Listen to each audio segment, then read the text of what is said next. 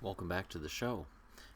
You'll notice my wife scampering around in the background, doing her best to prove she's a good daughter. Um, Hey. now, now, I hope you find it, sweetie. Um, Ottawa. Why am I discussing Ottawa? Why am I discussing Tampa? So we're into Game 4 tonight for the Vegas Golden Knights, and as good a roster as these guys have, I still see people saying, "Oh, this is." And every now and then I'll see people saying, "Oh, they're still a really bad team, and it's really bad, and it's just going to go ugly, and it's going to go bad, and they'll be lucky to get to 20 wins."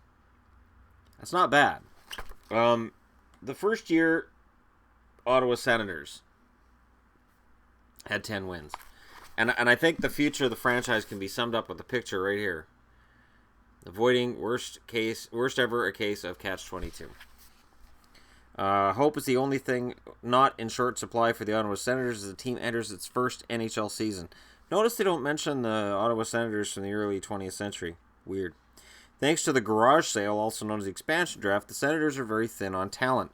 General manager Mel Bridgman chose youngsters with potential over veterans with limited futures. I think the word potential gets overused with some of the guys that he picked up. With most of the 10,000 season tickets already sold, the Senators can afford to adopt a more patient approach than the Tampa Bay Lightning. Bridgman selected a coaching staff he hopes will develop the young talent in head coach Rick Bowness and assistants E.J. McGuire and Alain Vigneault. That's a pretty good staff. It really is. That's a pretty good staff. And he vowed to give them time to do their job. No. Senators Chairman and Governor Bruce Firestone isn't putting unrealistic expectations on the club. He only wants to earn at least 22 points, one more than the worst team in history, the 1974-75 Washington Capitals. Let's see, how long did that patience with the coach last? From 92-93 to 94-95, and at the start of 95-96, they went away from Bonus. Wasn't Bonus's fault. And we're going to get into that. Because under him, they went from 24 to 37 to 23 points, which was in 48 games. And then they'd started another miserable season where they'd finished with 41 points in 82 games, which was a record for them at the time. Think about that for a sec. Goaltending. No player will see more action or be as pivotal to the Senators' first-year hopes than Peter Sidorkiewicz. Bridgman and Senators' Director of Player Personnel, John Ferguson, judged the 29-year-old veteran the best goalie available in the expansion draft. He became expendable in Hartford after the Whalers acquired Frank Pietrangelo. That's how he pronounces it. If you don't like it, well, go talk to Frank about it. Don't talk to me. Now, saying he's the best goaltender available, he was.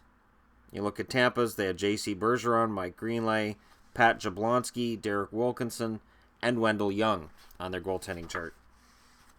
The Ottawa Senators had Mark LaForest, Darren Madeley, Yaroslav McClenda, Peter Ronquist, and Peter Sidorkiewicz. So there you go. That's what they had to choose from. Sidorkiewicz is the main man, but 24-year-old Darren Madeley is the goaltender of the future. I'm not kidding. It says right here, goalie of the future. Madeley signed as a free agent after leading the Lake Superior State Lakers. Really? Lake Superior's Lakers? That's kind of sad.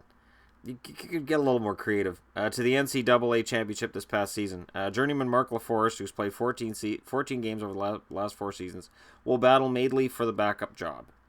The Senators also have Czechoslovak Yaroslav McClenda, their 7th-round pick at this year's entry draft, and Peter Ronquist, the last player taken in this year's entry draft in their system. The entry draft was 9 rounds at that point, not 7. Defense, the Senators drafted a blend of offensive and defensive defensemen in the expansion draft, but they lack experience.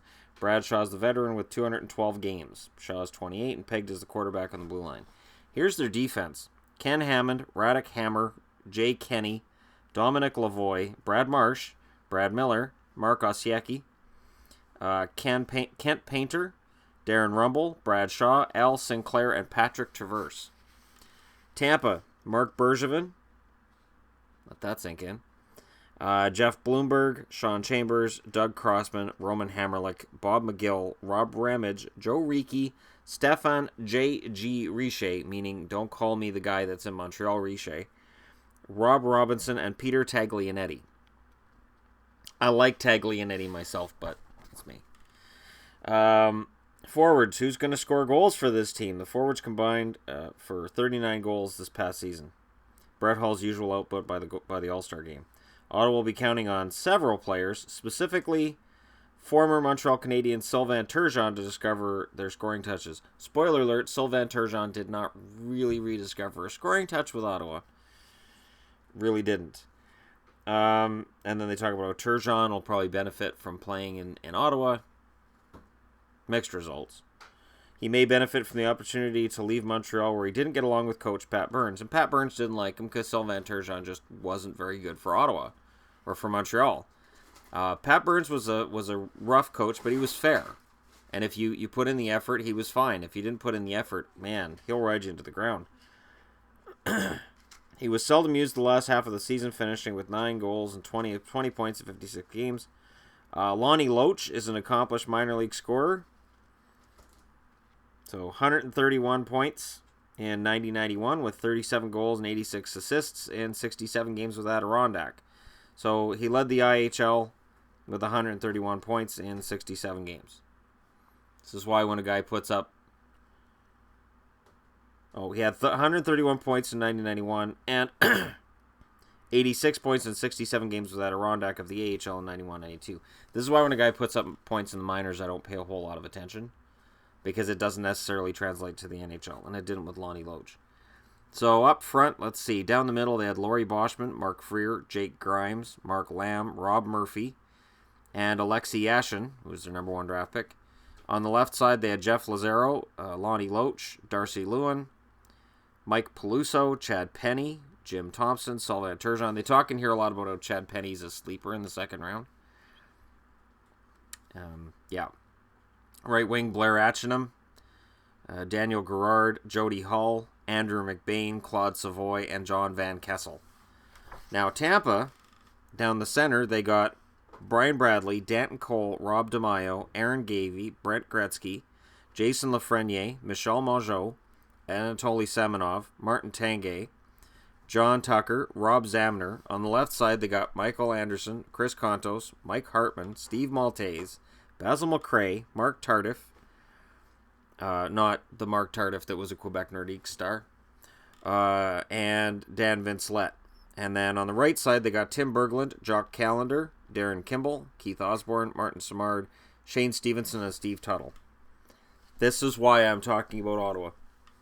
Because you look at what Ottawa drafted, and it was basically hot garbage. Tampa got a half-decent roster out of it. They really did. And then you look at the draft.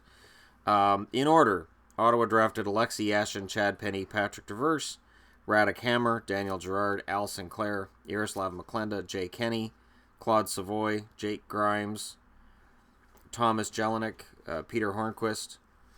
And then Tampa, should have just kept this page open. They drafted in order Roman Hammerlick, Drew Bannister, Brent Gretzky, Aaron Gavey, Brant Myers, Martin Tanguay, Derek Wilkinson, Dennis Maxwell, Andrew Kemper, Mark Tardif, and Tom McDonald. So, that's the whole thing with building through the draft. It has to be a good draft. That's why when I hear people talk about, got to build through the draft, it's got to be a good draft. I mean, Ottawa got Yashin and Tampa got Hammerlick, and they went on to good careers. But past that, not a whole lot there. Traverse had played a few seasons in the NHL. But other than that, it's pretty cold for Ottawa. Players to watch. Alexei Yashin had hoped to draft Roman Hammerlick, but Yashin was obvious number 2 choice. At least a season away from joining the Senators. Also has 3-year military commitment. Strong puck handling and skating are biggest strengths. Considered the most skilled of the Russians drafted this past June. Will only get better before joining the Senators. Yeah. But it wasn't a great draft that year, as I remember it. Yeah, it was. I mean, there were some good players drafted, but the overall strength of the draft wasn't that high. Yeah, there's St. Louis with Igor Korolev. And then also, related, let's get past Quebec here for a sec. The San Jose Sharks. No way, Jose, you're not going to beat reality. Let's face it, the San Jose Sharks exceeded all expectations last season by winning 17 games. Can they do it again? Can they do better? The answer to both questions, probably not. And I know that they did finish with less. Let's go ahead and take a quick look here. Yeah, they went from 17 wins their first year to 11 their second year. They dropped from 39 points to 24 their second year. So when we talk about expansion teams, when we talk about, Vegas, and we talk about how they're good, just remember those rosters that Ottawa and Tampa were handed, and they only spent $50 million, but this magazine says Tampa paid a hefty price, $50 million to get into the NHL. It's funny how things change. And over the last couple of decades, the price to get into the NHL has gone up a lot. Even though to me, this league looks healthier.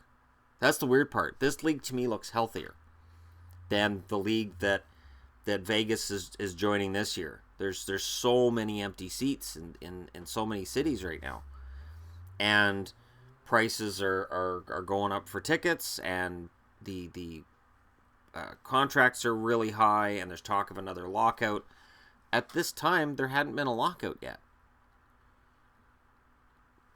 So it's weird to look back at that. Another throw-in that I'll tell you guys about is if you are a subscriber to the Hockey News, this will be coming your way. If you look for it on newsstands in Canada and certain parts of the States, you'll be able to find it probably this week, I would think. I'm very anxious to go through this and debate whether I agree or disagree with their picks. I will probably disagree with a few. So let me know what you guys think about the expansion as opposed to what it was back in 92. A long time ago. 25 years. So it's good to look back a quarter of a century later and look at what they had to draft.